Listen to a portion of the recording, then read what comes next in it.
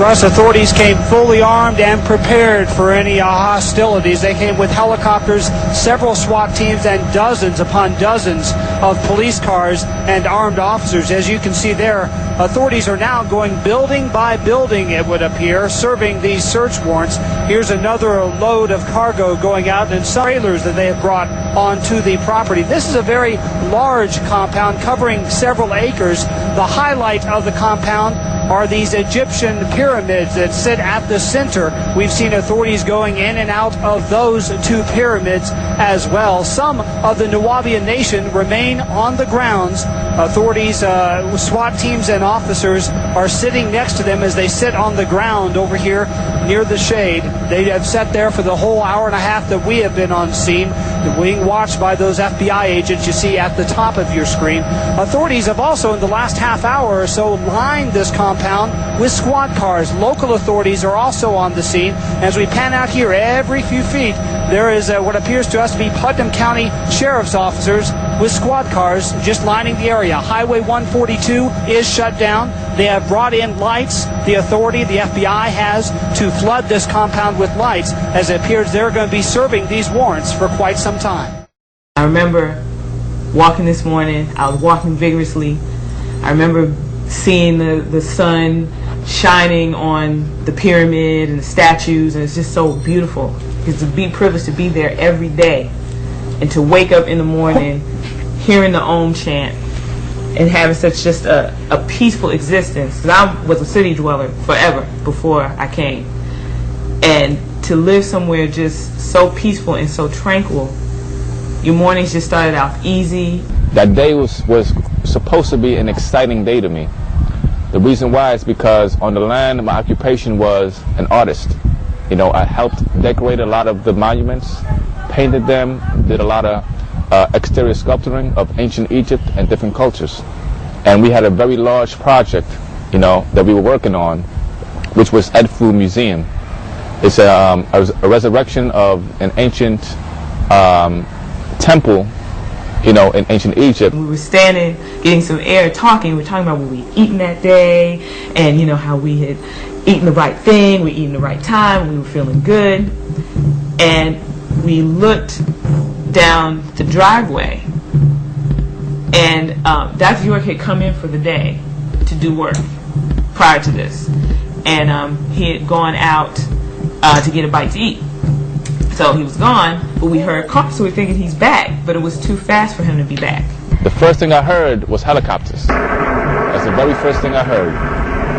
You know, I thought nothing of it because, you know, a lot of time on the land, you have helicopters that swarm and get real low, you know, just to try to intimidate us because they got a problem with us. You know, you kind of get used to it. So when I heard this helicopter, I'm like, it's not a big deal. It's just helicopters, you know. Heard it again, but something changed. My cousins and them was running, screaming towards the house. We looked, and it was like a strange vehicle coming down the driveway, usually where he would enter and exit from his carport. And it was like a weird, looked like maybe an electric van or some utility, something. We were like, what's going on? And we saw someone get out the vehicle with guns like this, and they were walking across the property, and there were most of the brothers were out at work at the time, but there were some brothers who were there working on, at the time we were working on Edfu. One of the brothers walked up and they had a gun pointed at him. As we start to walk around that corner, you saw them all start putting their hands up in the air. I'm like, why is their hands up in the air? So I could see further down, you know, because now my attention is away from where I was working, and it's more towards the front of the actual train station. And I saw a guy way down. I remember his face, what he was wearing. He had a white shirt on, beige pants. He had a piece of paper in his hand, and he had his gun pointing towards these brothers. We came, I came inside and I looked at everybody and I said, everybody calm down, we're under siege. I'm a pretty jovial person, so people are like, oh, what are you talking about, Robbie, you know, blah, blah. And it's like, no, really, they're men with guns, and we are under siege. Please, everyone, stay calm. You guys jump out, don't move, freeze. Freeze, don't move, FBI. I'm like, whoa. Put my hands up, and all I had in my hand was a paintbrush. You know, literally, one paintbrush in my hands. I was still upstairs, so people run to the windows, and they're just like, oh my gosh. I mean, men are in straight tactical uniform. I mean, gas mask, bulletproof, everything, shields, guns. I mean, they are going to war. I mean, you would think that we were in another country. I mean, they came down on ropes from helicopters. I mean, most of the men weren't there because they had jobs. I called the office, and there was no one there at the time. While we were on the phone, then there was a raid on the land, and I didn't know what was happening because she said, emergency, I have to go. And she quickly hung up the phone. I hadn't yet known what had happened that day, but people had started calling me because also at Dr. Malachi Z. York's house in Athens, Georgia, it was being raided at the same time. The no-knock warrant issued by the federal had the name Dwight D. York as the resident of 404 Shadydale Road at the New Wapian property. The question is raised, if Malachi York, who the courts refer to as Dwight, is a resident, then why was the feds also raiding his living residence since 1998 at 155 Mansfield Court in Athens, Georgia, an hour and a half away? So I looked out there and I seen all these men in black, police officers in black, and they were just running, trying to, circle the house, right? So I said, all right. I said, they're gonna bust in, to myself. So when I went to the front door, right, I opened it, and they were like getting ready to bust the door down. And when they saw me, they all stopped and looked, as surprised because they didn't get a chance to break the door down. So they came in, they just bum rushed me and threw me on the ground, handcuffed me and everything. You know what I mean? So, I told them, I said, look, I say it's a woman upstairs. She got 2 kids.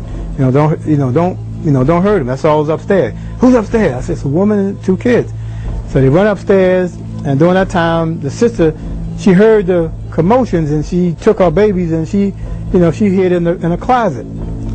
And when they came upstairs, they broke open the door, and they pointed the guns at her little 2-year-old child. And they pointed a gun at him, and made her get out. A sister called me, and she had said that she saw Dr. York get arrested, and she wanted to know, was that true? She said because they had banged out all the windows to the car, and everyone was on the ground, and she wanted, to confirm that was him. She said, I see a black Navigator, and I don't know if that's him or not, but it looks like him. I have witnesses to it. It began in the Baldwin County Mall, shopping mall in open daylight, with them knocking out the windows of a car with the butts of their guns, dragging 3 females as well as myself out on the floor into the glass in the streets. You follow? Yeah, they attempted to arrest us. Nothing on that arrest warrant, to my knowledge, ever referred to me as a dangerous person, never referred to me as an armed person or armed and extremely dangerous, which would have caused for such an overuse of force in the presence of a Sheriff Matthew from Baldwin County who stood right there and watched all this abuse. I couldn't see because I was hit so fast. And hit to the ground so fast, and was kept in the guns poked at me from every direction. I wasn't allowed to look up, don't look up, don't look up, don't look up. But I did notice as I was being dragged out the car, I looked to my right, I did see Sheriff Matthew from Baldwin County standing there. 2 guys come, they frisk me, take anything out of my pocket, and they snatch me up, pick me up off the ground, and took me to the other side towards where the barn was. You know what I'm saying? And just dropped me on the ground. And I could feel a gun to the back of my head. It felt like a shotgun or something very, that could kill me, basically. You know what I'm saying? And they strapped me. I was like, what's going on? Shut up. Don't effing say nothing. We were all afraid for our life. Literally, I had resolved in my mind, wow, I'm going to die today. Today, I'm going to die. It was very clear, because they had no reason to come on this property and do this to us. So while people are running, sister said, someone did say to pray, and then we just started praying, so at least we die in God's favor, if anything. And while all this is going on,